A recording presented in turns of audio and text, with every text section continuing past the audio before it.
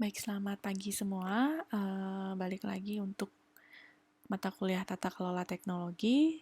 Kali ini pertemuan 13 kita akan membahas tentang framework ISO dan COSO. Nah, ISO di sini kita membahas tentang ISO yang IEC 17799. Sebelum-sebelumnya kita juga sudah membahas tentang COBIT dan ITIL. Namun mohon maaf sebelumnya saya tidak membuat video kemarin karena keterbatasan waktu. Jadi baru sempat saya membuat video dan semoga teman-teman mengerti tentang materi ini. Oke, yang pertama kita bahas tentang ISO IEC 17799 ini. Kalau di perusahaan itu selain keuangan, bangunan dan sebagainya, ternyata informasi dan data itu juga sebuah aset bagi perusahaan. Nah, informasi dan data ini sangat penting bagi perusahaan. Kenapa?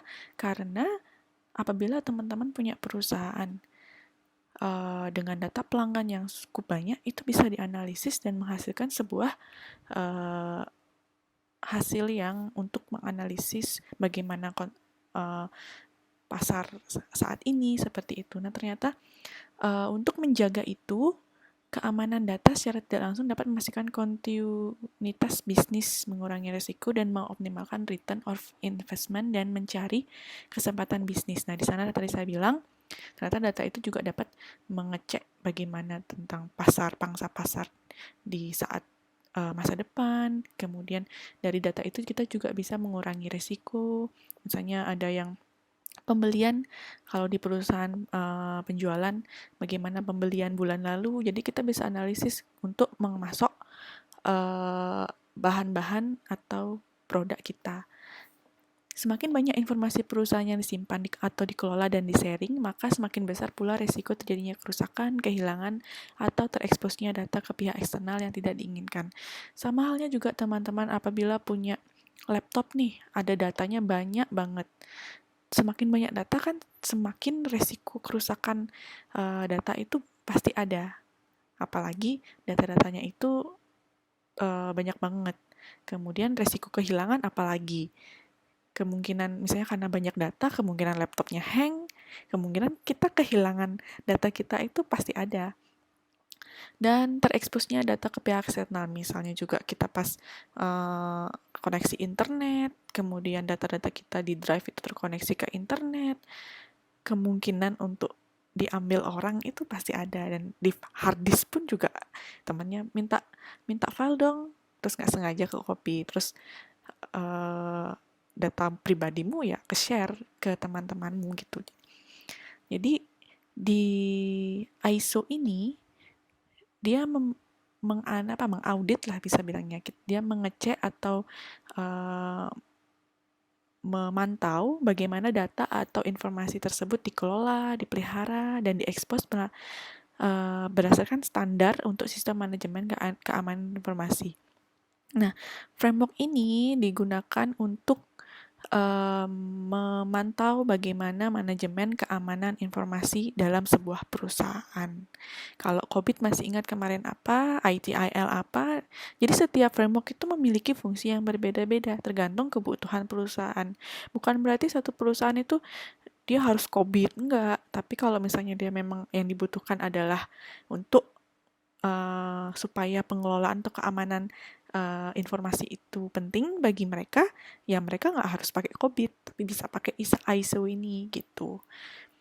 Kemudian ada sejarah ISO. Ini teman-teman bisa baca di Google. Ini saya ada sejarah singkatnya, saya bacakan di sini. ISO atau IEC 17799 dikembangkan oleh the International Organization for Standardization dan the International Electronical Commission dengan title Information Technology Code of Practice for Information Security Management. ISO 17799 ini dirilis pertama kali pada bulan Desember tahun 2000. ISO atau IEC 27002 merupakan sebuah seri perpaduan dan prinsip-prinsip yang berfungsi untuk menginisialisasi, implementasi, pemeliharaan, dan meningkatkan kinerja manajemen teknologi dalam sebuah organisasi IT. Nah, ISO 27002 itu adalah perpaduan dari beberapa ISO yang termasuk salah satunya adalah ISO yang 1799 ini. Itu sejarahnya. Kemudian tujuannya, tadi saya sudah bilang tujuannya pasti untuk bagaimana memantau keamanan informasi dalam sebuah sistem informasi. Nah, di sini ada tujuan dari ISO ini untuk memperkuat 3 elemen dasar keamanan informasi. Yang pertama, confidentiality, memastikan bahwa informasi hanya dapat diakses oleh orang yang berhak. Ya, jadi gini, ketika perusahaan itu dilakukan audit menggunakan ISO ini, pasti ditanyakan apakah misalnya sistem informasi keuangan, apakah memang sudah orang keuangan saja yang mengakses? Apakah boleh yang selain departemen mengakses seperti itu? Jadi dicek di sana apakah hanya orang yang berhak aja dapat mengakses. Kemudian integrity, menjaga akurasi dan selesainya informasi dan metode pemrosesan. Jadi dalam proses sistem informasi itu apakah sudah jujur? Apakah ada sesuatu hal yang disembunyikan dalam sebuah sistem informasi tersebut? Nah, di situ juga dicek ke integritasnya. Kemudian availability, memastikan bahwa user yang terotorisasi mendapatkan akses kepada informasi dan akses yang terhubung dengannya dengan ketika memerlukannya. Nah, selain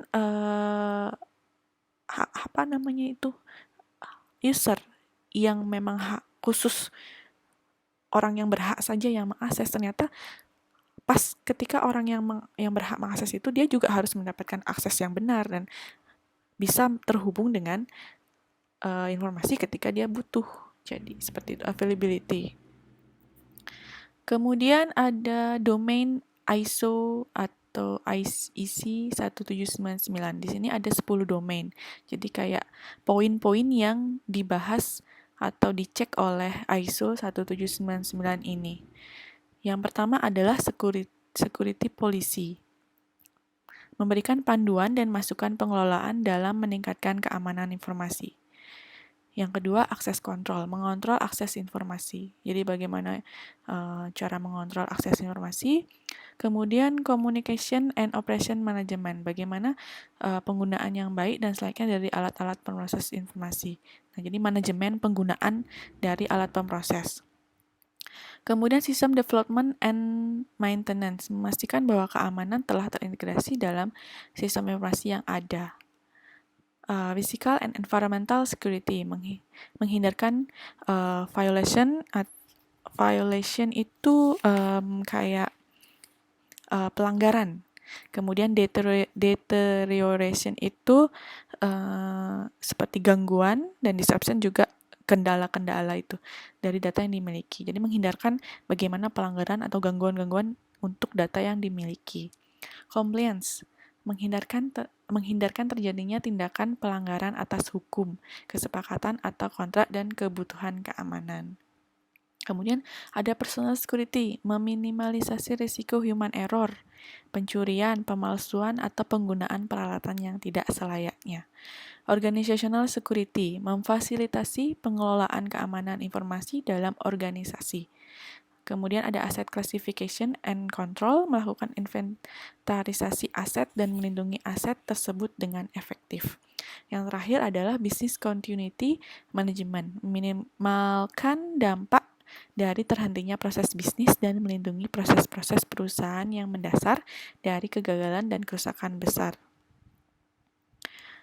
Keuntungan ISO. Jadi di sini keuntungannya ada 5. Standar ini merupakan tanda kepercayaan dalam seluruh keamanan perusahaan. Jadi ISO ini ternyata banyak yang mempercayai itu untuk keamanan sebuah data dalam perusahaan. Manajemen kebijakan terpusat dan prosedur. Jadi manajemennya itu harus ada prosedurnya. Menjamin layanan informasi yang tepat guna. Mengurangi biaya manajemen, dokumentasi yang lengkap atas segala perubahan atau revisi. Nah, ini keuntungan penggunaan framework IEC 1799. Tapi ada kerugiannya juga.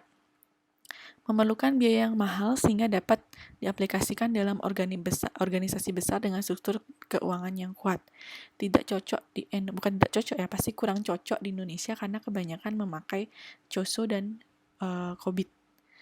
ISO 17799 tidak memfokuskan pada effectiveness dan efisiensi serta hanya memberikan sedikit perhatian pada reliability. Jadi reliability itu seperti keandalan. Jadi di sini dia tidak terlalu fokus tentang bagaimana perusahaan itu efektif dan efisiensi, tapi dia lebih bagaimana keamanannya. Makanya di sini memerlukan biaya mahal. Tadi dibilang di sini mengurangi biaya manajemen. Mungkin itu sekali pengeluaran biaya, tapi setelahnya itu dia untuk pemeliharaan manajemennya itu lebih sedikit daripada pada umumnya. Tapi di sini biaya yang diperlukan awal itu cukup mahal. Makanya di sini ISO itu lebih digunakan untuk organisasi atau perusahaan-perusahaan besar.